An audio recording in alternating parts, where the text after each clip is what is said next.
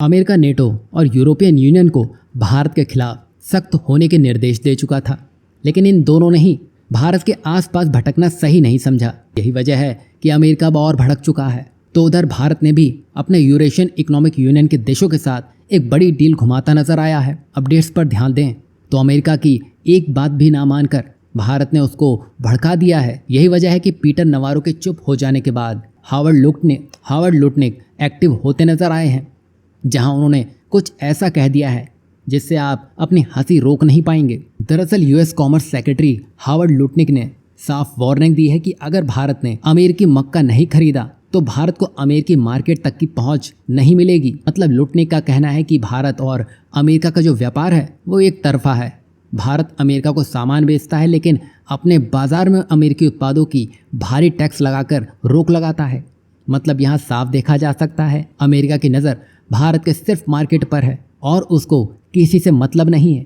असली बात तो यह है कि अमेरिका के किसानों पर चीन अमेरिकी टैरिफ वॉर का असली असर दिख रहा है। चीन ने हाल ही में फसल खरीदना कम कर दिया है, जिससे किसान पर भारी दबाव है और वो दिवालिया तक हो चुके हैं। इसलिए अमेरिका अपने मक्का को भारत को बेचने के लिए जोर दे रहा है।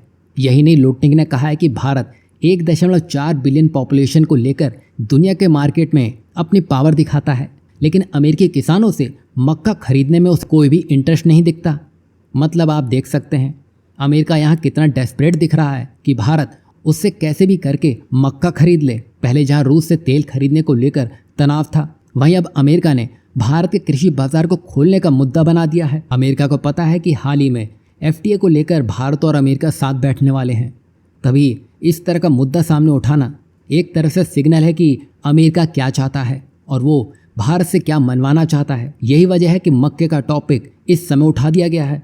और यही नहीं, अगर मक्के की बात चली रही है तो आपको बता दें कि अमेरिका दुनिया का सबसे बड़ा मक्के का उत्पादक और निर्यातक का देश है, तभी उसको अपना मक्का सबसे ज़्यादा चुभने में लगा है। इसे आप ऐसे समझिए कि 2024-2025 में अमेरिका ने अकेले मक्के का लगभग $15 बिलियन का निर्यात किया, जिसमें मैक्सिको, जापान, कोलंबिया, चीन, सऊदी अरेबिया ने भर भर कर अमेरिकी मक्का खरीदा है। बस भारत नहीं अमेरिकी मक्का को नहीं खरीदा है, और यही अमेरिका को सबसे ज़्यादा खटकता है, जो अब लुटनिक ने दिखा भी दिया है। वहीं अमेरिका का ज़्यादातर मक्का जेनेटिकली मॉडिफाई होता है, वहीं भारत में अभी सिर्फ कपास यानी कि कॉटन को ही जीएमओ यानी कि जेनेटिकली मॉडिफाइड बीज से उगाने की इजाज़त है, जो कि खाने का पदार्थ नहीं है, क्योंकि इसका इंसानी शरीर पर असर लंबे समय बाद दिखाई देता है। इस पर अभी कोई ठोस रिसर्च नहीं हुई है। इसी वजह से भारत ने देखो और इंतज़ार करो की नीति अपनाई है। वहीं भारत खुद इतना मक्का उगा लेता है कि उसकी डिमांड वो आसानी से पूरी कर लेता है। यही नहीं, मक्का सिर्फ खाने के लिए नहीं बल्कि पोएट्री फीड, कॉर्न सिरप और इथेनॉल बनाने में भी काम आता है। खास बात ये देखिए, डोनाल्ड ट्रंप ने चाइना पर टैरिफ लगाए तो चाइना ने अमेरिकी सोयाबीन खरीदना ही बंद कर दिया।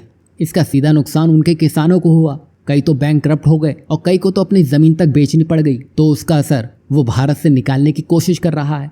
यहाँ आपको क्या लगता है, क्या भारत को अमेरिका का मक्का खरीदना चाहिए या भारत को इसको ट्रेड डील में आने से रोकने के लिए जो कदम उठाना पड़े वो उठाना चाहिए? इस पर अपनी राय आप ज़रूर बताइएगा। वहीं दूसरी तरफ जहां अमेरिका मक्का करने में लगा है, तो वहीं भारत और यूरेशियन इकोनॉमिक यूनियन यानी कि ईएईयू ने मुक्त व्यापार समझौता यानी कि एफटीए के लिए बातचीत करने के लिए एक समझौते पर हस्ताक्षर कर दिए हैं।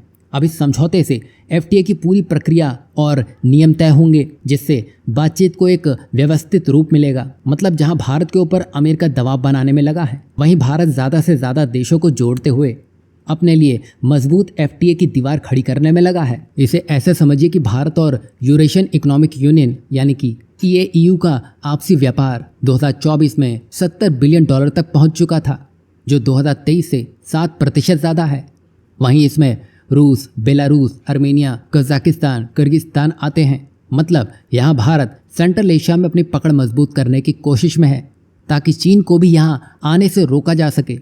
वहीं ये समझौता सिर्फ व्यापार तक सीमित नहीं है, ये दुनिया को साफ संदेश है कि भारत अब पीछे चलने वाला देश नहीं बल्कि नेतृत्व करने वाला देश है। यही नहीं, ईएईयू के साथ मिलकर हमने अपने आने वाले कल की अर्थव्यवस्था की नई रूपरेखा बना ली है। तो यहाँ आपको क्या लगता है, जहाँ भारत इस तरह के समझौते आगे बढ़ाने में लगा है, तो क्या अमेरिका ये यूं ही होते हुए देखता रहेगा या इस पर कोई ठोस एक्शन लेगा? इस पर आप अपनी राय क्या रखते हैं, ज़रूर बताइएगा।